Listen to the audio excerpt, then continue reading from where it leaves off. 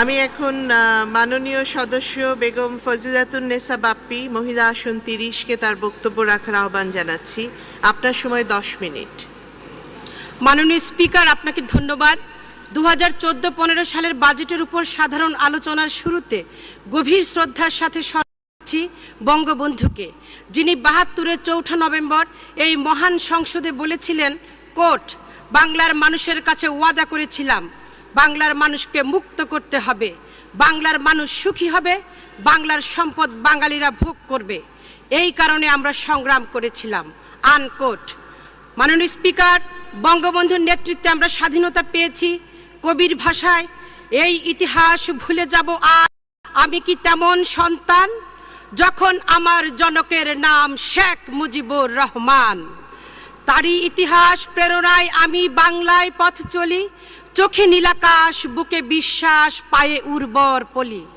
মাননীয় স্পিকার, মাননীয় অর্থমন্ত্রী অগ্রগতির ধারাবাহিকতায় সম্ভাবনাময় বাংলাদেশ গড়ার বাজেট এই মহান সংসদে উপস্থাপন করেছেন, আমি তাকে জানাই আন্তরিক ধন্যবাদ। প্রস্তাবিত বাজেটে রাজস্ব আয় প্রাক্কলন করা হয়েছে 1,82,954 কোটি টাকা, ব্যয় প্রাক্কলন করা হয়েছে 2,50,506 কোটি টাকা। আমাদের অভীষ্ট লক্ষ্য 2021 সালের মধ্যে বাংলাদেশকে মধ্যম আয়ের দেশে উন্নীত করা। মাননীয় স্পিকার, এই বাজেট শুধু একটি অর্থ বছরের আয় ব্যয়ের হিসাব নয়, একটি দর্শন, একটি আদর্শ। আওয়ামী লীগের নির্বাচনী ইশতেহার 2014 বাস্তবায়ন এবং লক্ষ্যমাত্রা অর্জনে নীতি কৌশল ও কর্মপরিকল্পনা রয়েছে এই বাজেটে। মাননীয় স্পিকার, বিশ্বমন্দা এবং গত অর্থ বছরে বিএনপি জামাতের ধ্বংসলীলা মোকাবেলা করে মাননীয় প্রধানমন্ত্রীর দক্ষ নেতৃত্বে আমরা প্রবৃদ্ধি 6.2% উপরে ধরে রাখতে সক্ষম হয়েছি। IMF বলছে হ্যাপি উইথ বাংলাদেশ ইকোনমি। ওয়াশিংটনের গবেষণা সংস্থা SPI বলছে ডেভেলপমেন্ট সারপ্রাইজ, অর্থাৎ চমকে দেওয়ার মতো উন্নয়ন করছে বাংলাদেশ। SPI আরও বলছে the continuous guidance and political will of Bangladesh Awami League have made progress possible. মাননীয় স্পিকার, এই বাজেটের জিডিপির লক্ষ্যমাত্রা 7.3%। আমাদের দৃঢ় বিশ্বাস মাননীয় প্রধানমন্ত্রী শেখ হাসিনার নেতৃত্বে প্রবৃদ্ধির এই লক্ষ্যমাত্রা আমরা অবশ্যই অর্জন করতে পারব। যারা বলছেন এই বাজেট বাস্তবায়নযোগ্য নয়, লক্ষ্যবিলাস, অ্যাম্বিশাস বাজেট, তাদের বলছি yes, we have ambition, we have imagination, we have direction to reach destination. আমরা প্রমাণ করেছি উচ্চবিলাসী বাজেট আমরা বাস্তবায়ন করতে পারি। বরাবরই আমরা সংশোধিত বাজেটের 96% বাস্তবায়ন করছি। মাননীয় স্পিকার, বিএনপি সময় আমরা কি দেখতাম? বাজেট পেশ করার আগেই দ্রব্যমূল্য বেড়ে যেত, আর এখন কমে। এমনকি বর্ধিত মূল্যকে কমিয়ে আনার চর্চা একমাত্র আওয়ামী লীগই করে। মাননীয় স্পিকার, বর্তমানে আমাদের মাথাপিছু আয় $1190, যা বিএনপির সময় ছিল $443।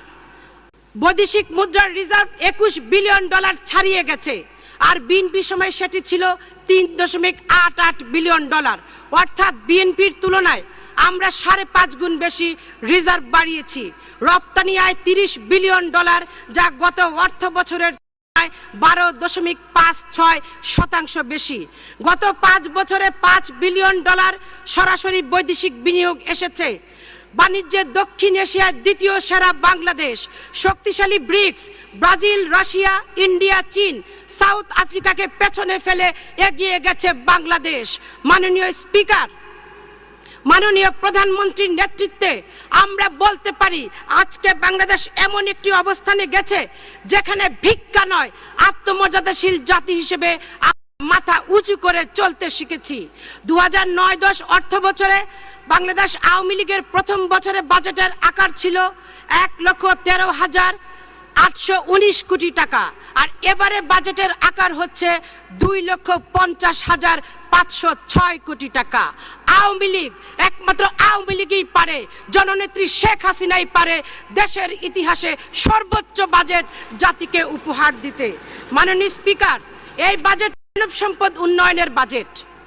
2018 সালের পর এই দেশ থেকে অতি দারিদ্র্য চিরতরে নির্মূল হবে। জননেত্রী শেখ হাসিনা এমনভাবে নেতৃত্ব দিচ্ছেন বাংলাদেশে, যেখানে একই সঙ্গে দারিদ্র্যের হার এবং বৈষম্যের হার কমছে। মাননীয় স্পিকার, গার্মেন্টস শ্রমিকদের ন্যূনতম মজুরি ৫,৩০০ টাকায় উন্নীত করা হয়েছে। আইএলও বলছে Bangladesh is making significant progress in labour standard. আর বিএনপি ৫,০০০ মিল কলকারখানা বন্ধ করে শ্রমিকের ভাত কেড়ে নিয়েছিল। ৯৪ সালের রমজান মাসে মাননীয় স্পিকার ১৭ জন শ্রমিককে গুলি করে হত্যা করেছিল। মাননীয় স্পিকার, নারী উন্নয়নে ১০০ কোটি টাকা থোক বরাদ্দ, ৪০টি মন্ত্রণালয়ের জেন্ডার বাজেট প্রণয়ন, শিশু কল্যাণে ৫০ কোটি, হাওর এলাকায় ৫০ কোটি, সংস্কৃতিতে ১০০ কোটি টাকার থোক বরাদ্দ এবং মুক্তিযোদ্ধাদের মাসিক সম্মানী ভাতা ৫,০০০ টাকায় উন্নীত করাকে স্বাগত জানাই। দলিত, হরিজন, বেদে, হিজড়া সম্প্রদায়কে মূলধারায় সম্পৃক্ত উদ্যোগ প্রশংসনীয়। প্রতিবন্ধী কল্যাণে বিভিন্ন কর্মসূচি মাননীয় স্পিকার মানবিক। মাননীয় স্পিকার, কৃষিতে আমরা ৪% প্রবৃদ্ধি পাচ্ছি। Nobel laureate sir Arthur Lewis বলেছেন, যে দেশ কৃষিতে ৪% প্রবৃদ্ধি অর্জন করতে পারে সেই দেশের উন্নয়ন, সেই দেশের প্রবৃদ্ধি কেউ আটকাতে পারবে না।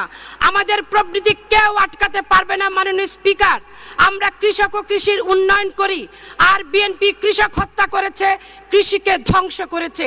মাননীয় স্পিকার, ডিজিটাল বাংলাদেশ আজ বাস্তবতা। বাংলাদেশ হবে তথ্য প্রযুক্তির হাব। মাননীয় স্পিকার, দেশের ৬২% মানুষ বিদ্যুৎ সুবিধা পাচ্ছে।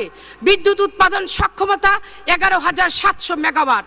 ২০২১ সালের মধ্যে আমরা ২৪,০০০ মেগাওয়াট বিদ্যুৎ উৎপাদন করব ইনশাআল্লাহ। আইনের শাসন আজ নিশ্চিত। বধূ কাকাদের প্রাণ বাঁচাতে এখন আর রেল লাইন ধরে দৌড়াতে হয় না। মাননীয় স্পিকার, মাননীয় স্পিকার, অর্থনৈতিক উন্নয়নে বাংলাদেশ এখন বিশ্বে এমন একটি অবস্থান নিয়েছে, এটি সত্যিই প্রশংসনীয়। মাননীয় স্পিকার, বর্তমান সরকারের প্রতি, মাননীয় প্রধানমন্ত্রী শেখ হাসিনার প্রতি উন্নয়ন সহযোগীদের আস্থা দিন দিন বৃদ্ধি পাচ্ছে। স্বাধীনতার ৪২ বছরে জাপান বাংলাদেশকে $11.22 বিলিয়ন সহায়তা দিয়েছে। সেখানে মাননীয় প্রধানমন্ত্রী শেখ হাসিনার সাম্প্রতিক এক সফরে এসেছে $6 বিলিয়ন। চীন উন্নয়ন সহযোগী হিসেবে কর্ণফুলী নদীর তলদেশ দিয়ে টানেল নির্মাণ করে দেবে। মুন্সিগঞ্জের গজারিয়ায় গার্মেন্টস পল্লী নির্মাণ হবে। জাইকা ৯,১৫৬ কোটি টাকা সহায়তা দিচ্ছে। মাননীয় স্পিকার, মাননীয় প্রধানমন্ত্রী এই মহান সংসদে বলেছিলেন পদ্মা সেতু নির্মাণ করবেন। তিনি কথা দিলে কথা রাখেন। শত বাধা বিপত্তি, দেশি বিদেশি ষড়যন্ত্র উপেক্ষা করে মাননীয় প্রধানমন্ত্রীর নেতৃত্বে পদ্মা সেতু নির্মাণ শুরু হয়েছে। বাংলাদেশের জনগণের পক্ষ থেকে আমি মাননীয় প্রধানমন্ত্রীকে ধন্যবাদ জানাই, মাননীয় অর্থমন্ত্রীকে ধন্যবাদ জানাই, মাননীয় যোগাযোগ মন্ত্রীকে ধন্যবাদ জানাই, যিনি নিরলস কাজ করছেন। মাননীয় স্পিকার, এই বিষয়ে আমার একটু বক্তব্য আছে। আজকে এই মহান সংসদে একটি প্রস্তাব এসেছে। মাননীয় স্পিকার, পদ্মা সেতুর নামকরণ নিয়ে আমার একটু বক্তব্য আছে। যে মহিষী নারী তার অসামান্য ত্যাগ এবং তিতিক্ষা দিয়ে বাংলাদেশের স্বাধীনতা সংগ্রাম, মুক্তিযুদ্ধে অসামান্য অবদান রেখেছেন, বঙ্গবন্ধুকে বুদ্ধি পরামর্শ দিয়ে সহযোগিতা করেছেন। বঙ্গবন্ধু তার অসমাপ্ত আত্মজীবনীতে এভাবে তাকে কোট করেছেন, কোট, রেণু খুব কষ্ট করত, আমাকে কখনোই কিছু বলতো না, সে অনেক কষ্ট করে আমার জন্য টাকা পয়সা জোগাড় করে রাখতো যাতে আমার কষ্ট না হয়, আনকোট। এই মহিষী নারী বঙ্গমাতা শেখ ফজিলাতুন্নেসা মুজিবের নামে মাননীয় স্পিকার, যিনি নারী জাগরণের অগ্রদূত, নারী পুনর্বাসনের অগ্রদূত, তার নাম পদ্মা সেতুর নামকরণ করার জন্য মাননীয় স্পিকার এই মহান সংসদে আমি নিবেদন করছি, প্রস্তাব করছি। মাননীয় স্পিকার, বিএনপি বলে এই বাজেট নাকি অবৈধ। জিয়া ৭৬, ৭৭, ৭৮ সালে উর্দিপুরে বাজেট দিয়েছিল, সেটি কি ছিল? বিএনপি নেত্রী বলে সংসদ, সরকার, বাজেট সবই নাকি অবৈধ।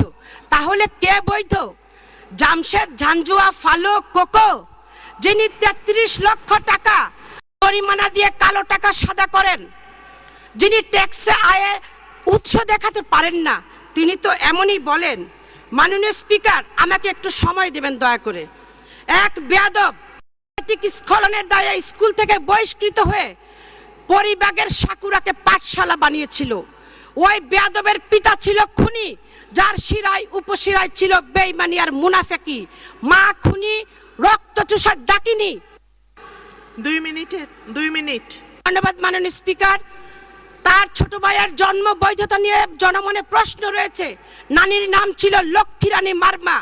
ওই বেয়াদব আর জীবনে কোনোদিন দুর্নীতি করবে না বলে খত দিয়ে মুছ লেখা দিয়ে বিদেশে গিয়ে এখন দেশের বিরুদ্ধে ষড়যন্ত্র করছে মাননীয় স্পিকার।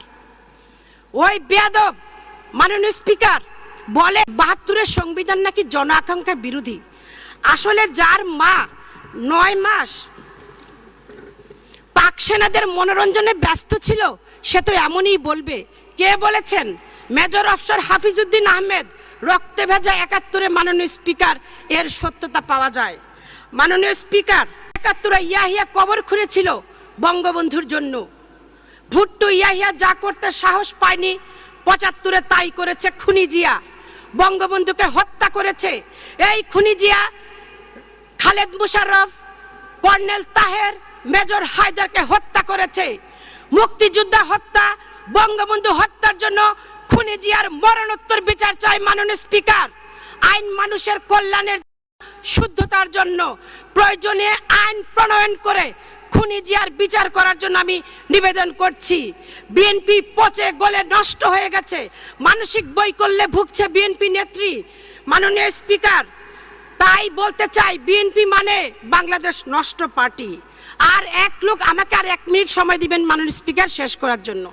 এক লোক মাননীয় স্পিকার, তার অনেক পরিচয়। কখনো আইনজীবী, কখনো সুশীল, কখনো বুদ্ধিজীবী, বিশিষ্টজন, আবার এমিকাস কিউরি। বঙ্গবন্ধুর ছেড়ে দেওয়া আসনে আনকন্টেস্টেড নির্বাচিত হয়ে এখন জামাত এজেন্ডার, বিএনপির এজেন্ডা বাস্তবায়নে গণতন্ত্রকে ধ্বংস করার জন্য পায়তারা করছে।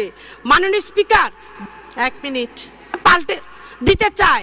আমি বলতে চাই মাননীয় স্পিকার, বাংলাদেশ এগিয়ে যাচ্ছে মাননীয় প্রধানমন্ত্রী শেখ হাসিনার নেতৃত্বে মুক্তিযুদ্ধের চেতনায়। বোটক্স করে, লেজার করে, মেকআপ করে বিএনপি নেত্রী নিজের চেহারা পাল্টাচ্ছেন, তাই করুন। মাননীয় স্পিকার, আমি আমার আলোচনার শুরুতে বলেছিলাম বঙ্গবন্ধুর স্বপ্নের কথা। বঙ্গবন্ধুর স্বপ্ন বাস্তবায়িত হয়েছে। সেই স্বপ্ন বাস্তবায়ন করেছেন বঙ্গবন্ধু কন্যা জননেত্রী শেখ হাসিনা। বাংলাদেশের মানুষ আজ সুখী, বাংলার মানুষ আজ পেট ভরে ভাত খায়। মাননীয় স্পিকার, 1 মিনিট সময় দিবেন। 1 মিনিট মাননীয় স্পিকার। বাংলাদেশের মানুষ আজ পেট ভরে ভাত খায়। বাংলাদেশের মানুষ কোনো রক্তচোষা ডাকিনীর কবলে আর চায় না মাননীয় স্পিকার। বাংলাদেশের মানুষ স্বপ্ন দেখে, স্বপ্ন বাস্তবায়ন করে। তাই বলতে চাই, 1 মিনিট শেষ করবেন দয়া করে। আমি দয়া করে শেষ করব মাননীয় স্পিকার। তাই বলতে চাই, now we do open our wings in the blue sky. Yes we do, because our inspiration comes from Sheikh Hasina. মাননীয় স্পিকার, বিএনপি নেত্রী জিয়া হত্যার বিচার চায় না। জিয়া মা ছেলে দেখে নাই। আজকে যাকে জিয়ার খুনি বলছে তার কাছ থেকে নিয়েছে 2টি বাড়ি, চট্টগ্রামের জমি, আরো অনেক কিছু। কই বঙ্গবন্ধুর খুনি জিয়ার সাথে তো আমাদের নেত্রী দেখা করে নাই। জিয়ার জানা যায় তার ছেলে কেন অংশগ্রহণ করে নাই। মাননীয় স্পিকার, ওই ঘষাটি গোলাপি তার কুলাঙ্গার পুত্র আর জিয়া হত্যার সময় পাশের রুমে থাকা বধু কাকাকে রিমান্ডে নিলে জিয়া হত্যার রহস্য উন্মোচিত হবে। মাননীয় স্পিকার, বাংলাদেশের মানুষ জিয়ার হত্যার চায়, কুকুর জন্ম রহস্যও জানতে চায়। মাননীয় স্পিকার, ধন্যবাদ আপনাকে মাননীয় সদস্য।